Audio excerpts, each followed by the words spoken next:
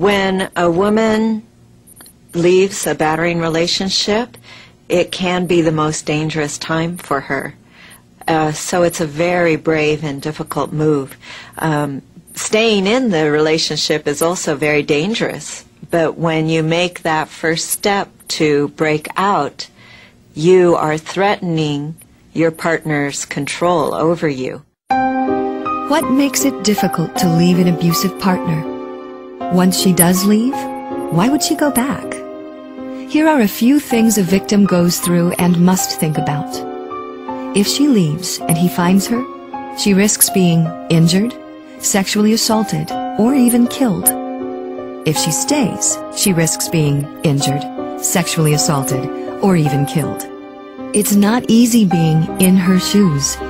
The decision to stay or leave can both be dangerous choices, which is why so many victims are not sure what to do. Other obstacles a victim faces when deciding whether or not to leave include: she's afraid because he has threatened to kill her or the children if she leaves. He might say things such as, "There's no place you can go. Wherever you go, I'll find you."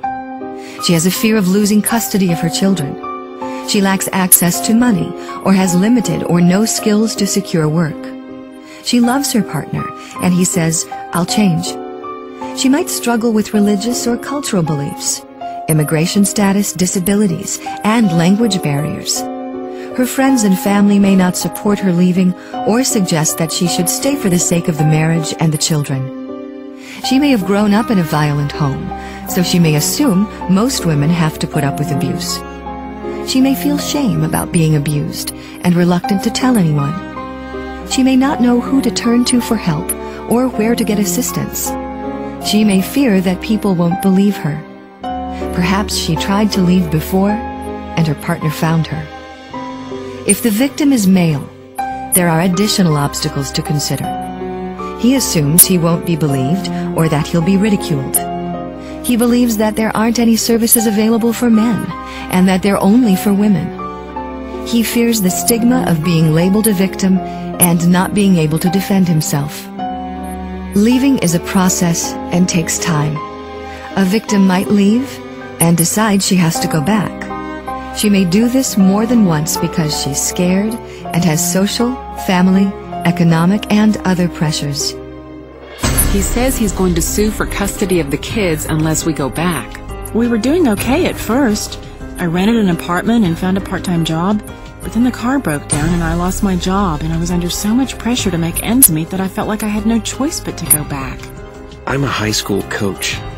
He threatened to tell the principal we've lived together for the past 10 years if I moved out or called the police. I don't know what to do. He keeps telling me he's sorry, that he loves me and that he'll change. He even says he'll get help if we go back. I was tired of constantly looking over my shoulder, afraid of what he would do next. It was easier to go back, so at least I knew what he was doing. It takes courage, resources, and support to leave an abuser. It is a process that can take a long time, and during that time, the abuser may threaten her safety if she tries to leave. The response and protection she receives from family, friends, professionals, and community agencies is critical and may reinforce her decision to leave and give her strength. But if they fall short, she may feel her only option is to return to the abuser. You can be there for her as she moves forward, backward, and forward again. And you can be there to give her hope that she will make the transition from victim to survivor.